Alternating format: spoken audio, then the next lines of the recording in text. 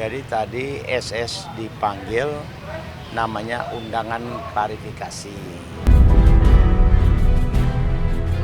Diperiksa sehubungan dengan laporan Doktif. Di bulan Juni bakalan banyak plot twist yang luar biasa. Seru. Yang jelas ini akan jadi sejarah dunia perskincarean Indonesia. Abang nggak terganggu ya bang? Nggak terganggu ya? Nggak terganggu. Apa yang dia mungkin sama saya?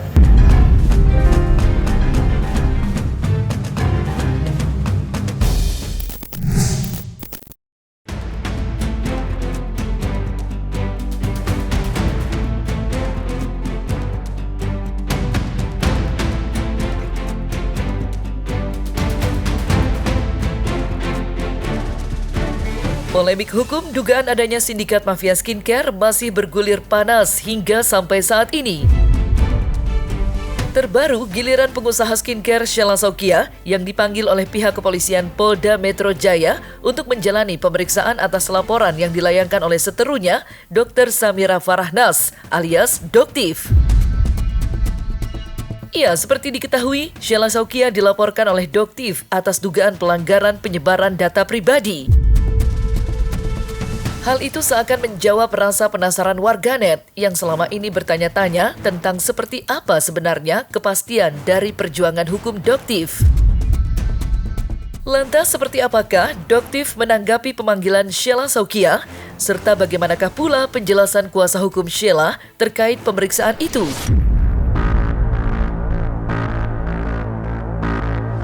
Jadi tadi SS dipanggil, namanya undangan klarifikasi.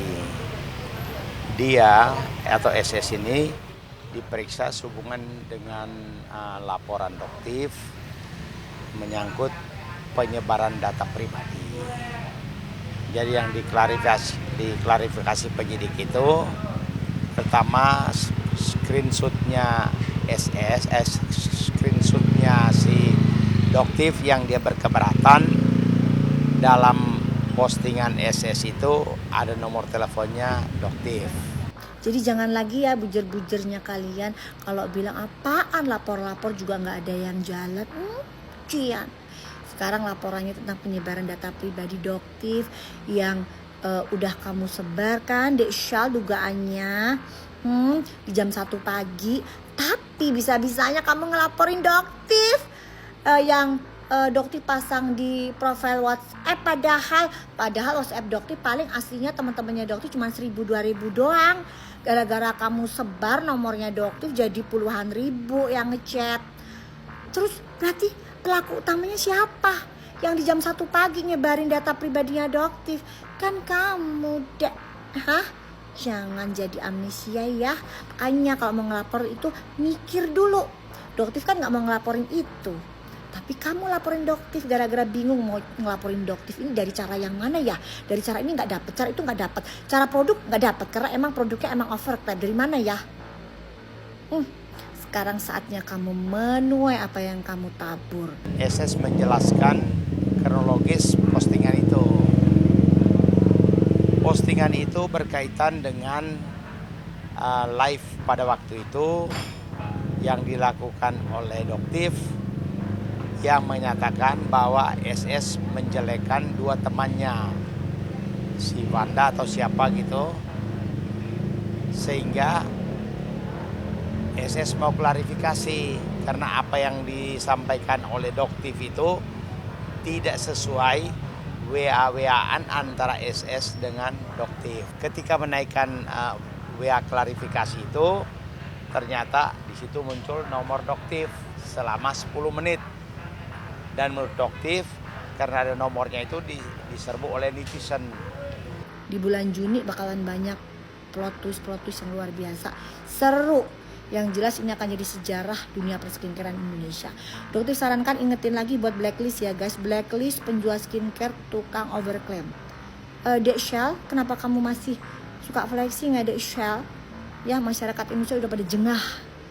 Udah jengah dengan owner-owner skincare tukang flexing.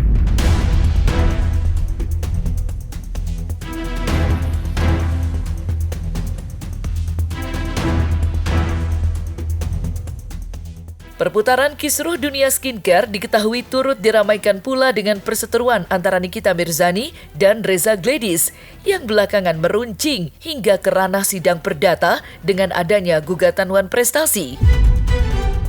Dan pada tanggal 28 Mei 2025 silam, sidang perdata itu telah dilangsungkan dengan agenda pemeriksaan berkas dari para kuasa hukum. Namun sayang, sidang terpaksa ditunda 2 pekan ke depan lantaran ketidakhadiran pihak turut terduga. Persidangan kemarin sempat terjadi peristiwa mencolok perhatian, di mana Julianus Paulus Sembiring selaku kuasa hukum Reza kedapatan didatangi oleh selebritis Tessa Mariska. Lantas seperti apakah Julianus Paulus Sembiring menyikapi hal itu?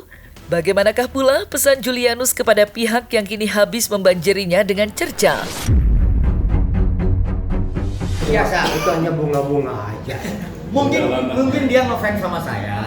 Kan biasa kan? Kalau orang fans sama saya kan wajar dong saya salami. Siapa saja dan saya dan tim semua berterima kasih kepada yang benci kepada kami. Haters kami kan ucapkan terima kasih karena kami sampai sekarang tetap diberikan doakan. Demikian. Hai Bapak, kok nggak datang sih? Pak, Bapak, Pak, ntar gue paranin deh, ntar gue tanya dulu. Gue mau bertanya ke Bapak ini kenapa nggak datang ya? Itunya deh. Hai Abang, apa kabar? Oh yes. Ini adalah pengacara kota, pengacara kampung. Aku dari kampung, Abang. Abang lu, ganteng lo aslinya. Ya. Emang tadi apa yang disampaikan oleh Tessa Mariska sendiri ke Abang? Ternyata abang dia gini ganteng gitu aja. Dan ya, memang kan saya itu Judi kan mirip saya kan seperti itu. Abang nggak terganggu ya bang? Nggak terganggu ya? Nggak terganggu. Ngapain dia mungkin sama saya?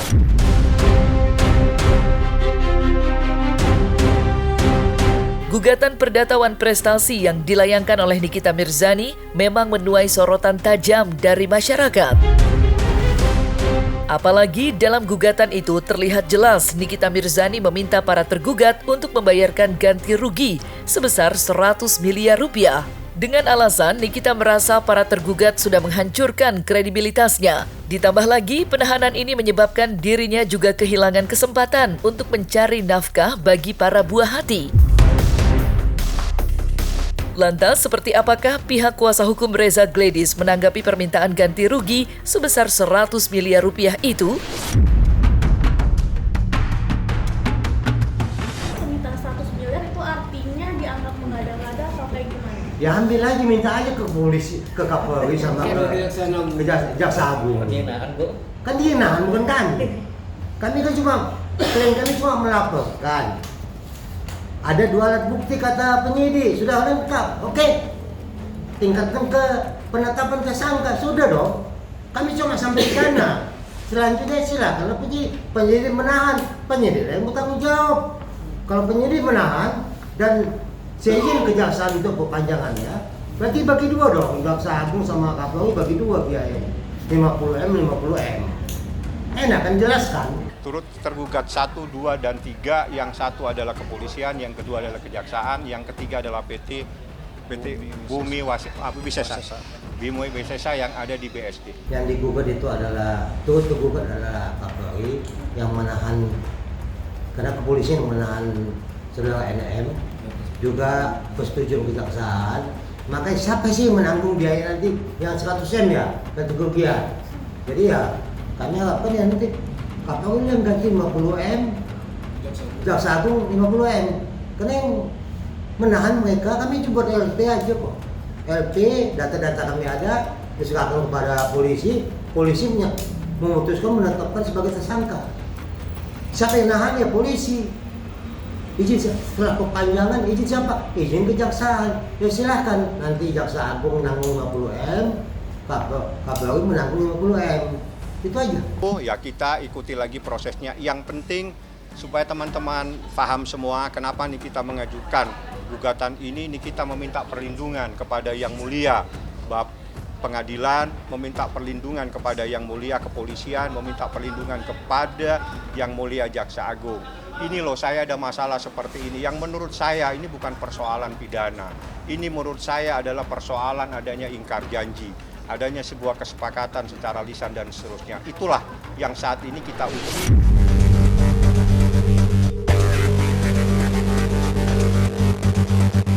Sementara itu, gugatan perdata Wan Prestasi tersebut sejatinya tidak lepas dari perkara pidana yang menyeret kedua belah pihak di Polda Metro Jaya. Sebagaimana diketahui, Nikita Mirzani selaku penggugat kini harus menjalani penahanan di rutan Polda akibat laporan yang dilayangkan oleh Reza Gladys. Namun yang menarik, hingga detik ini kasus tersebut pun belum juga dinyatakan P21. Sedangkan masa penahanan terhadap Nikita sudah diperpanjang sebanyak 2 kali.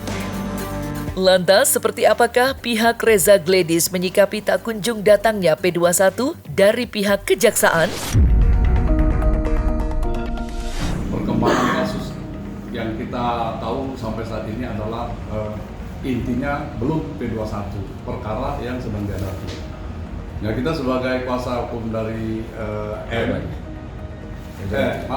dari Reza, dari Pradi ya, atau dari beberapa penasihat hukum di sini, itu suatu proses yang kita anggap wajar ya. Wajar dalam arti bahwa kewenangan P21 itu mutlak di tangan kejaksaan. Nah, kejaksaan itu istilahnya di dalam P21 itu yang sudah baku dan sudah umum dinyatakan apabila P21 lengkap berkas itu baik formil dan material. Sehingga apabila lengkap formil dan material itu dilanjutkan ke pengadilan atau tidak dilanjutkan ke pengadilan, tapi syarat P21 itu biasanya akan dilanjutkan dan diteruskan ke pengadilan. Nanti di dalam pengadilan lah proses dilanjutkan. Nah, sampai saat ini penyidik dari Polda Metro Jaya sedang mendalami. Sebenarnya itu dari awal dinyatakan ada pemberitahuan penyidikan, itu sudah koordinasi antara Polda Metro Jaya, dalam hal ini penyidik, dan dari DKI. Koordinasi sifatnya formil atau material. Kalau formil biasanya dengan surat, material dengan bahasa-bahasa ya duduk bersama lah. Untuk tujuannya bagaimana kasus ini menjadi terang. Ya silakan, itu hak. Jadi kalau hak dan wewenang kekuasaan yang melekat ya silakan. Tapi yang jadi persoalan ini kenapa ditahan-tahan terus? Gitu loh. Kalau memang yakin dengan Anda bukti, ya udah limpahkan aja. Kenapa masih bingung cari bukti? Masih bingung cari bukti kan jadi timbul pertanyaan gitu loh. Ada apa Anda masih bingung cari bukti? Kemarin cari bukti, hari ini cari bukti, kan repot kita. Nah, hanya dalam kelengkapan berkas petunjuknya itu pasti ada P19. Dasarnya P19 itu mendalami, mungkin sifatnya tidak lagi formal, tapi ada inti-inti yang perlu diperjelas berkaitan dengan belum dilakukannya pemeriksaan saksi yang dianggap penting oleh jaksa P19, sehingga itu pendalaman. Tapi itu proses itu saya pikir nggak begitu mendalami sifat dari formal pertama, hanya saja melengkapi, sehingga dalam kelengkapan berkas yang akan diberikan dari jaksa penuntut umum ini P21 itu hanya tinggal menunggu waktu. Menurut kami tinggal menunggu waktu, proses itu akan berlanjut sehingga nanti jaksa lebih tenang dalam menghadapi itu. Ada kasus tuduhan PPPU-nya, kemudian kan agak mendalami lagi, tapi pemerasan apa sudah lengkap. Jadi pelimpahan berkas seperti itulah nanti jaksa itu, sehingga dalam persidangan tidak lagi sesulit yang kita bayangkan pada saat penyidikan. Dia sudah santai, tapi dengan dasar penegakan hukum dan unsur-unsur yang dikuatkan di dalam pasal-pasal yang ada di dakwaan si penuntut umum.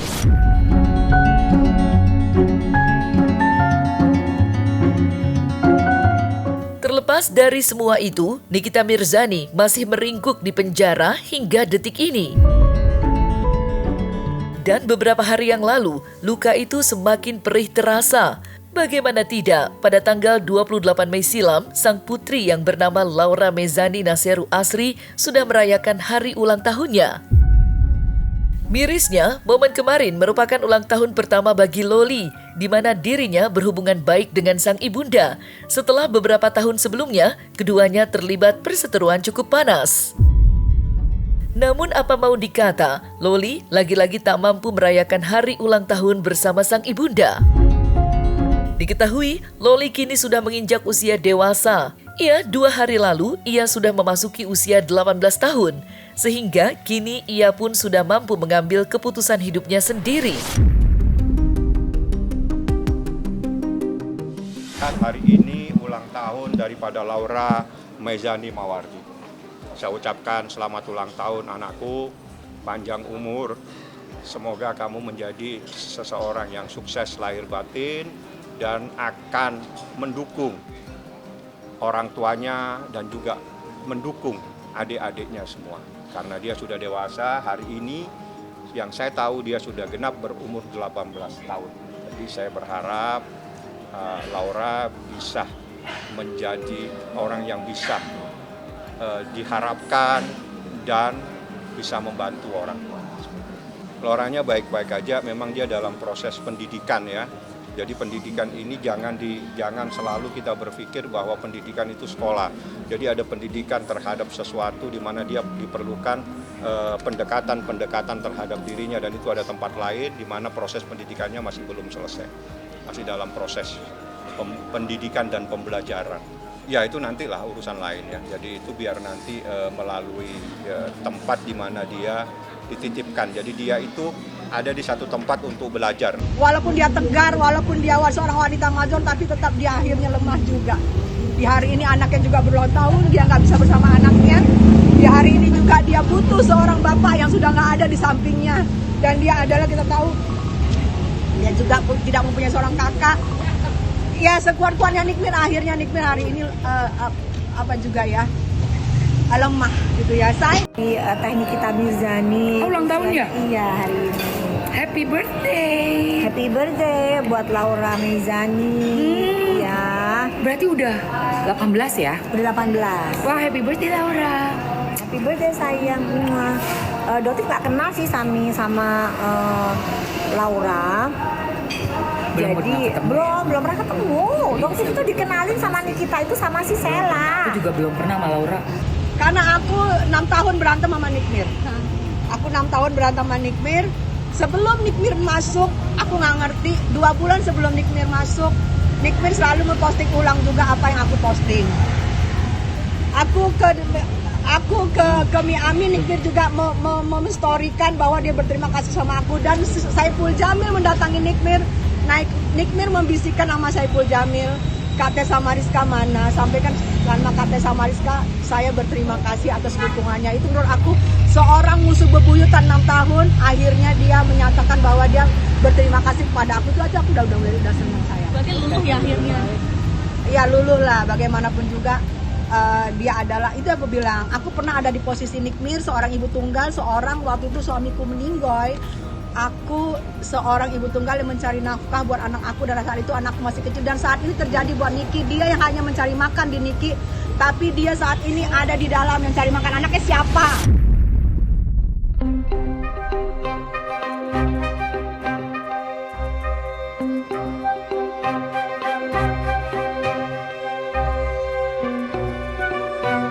Nah, selesai sudah Cumi Lovers, saksikan terus Cumi Camp In Depth, kabar lengkap, mendalam dan akurat dari narasumber terpercaya. Dan jangan lupa untuk like, subscribe dan juga share channel YouTube Cumi Cumi.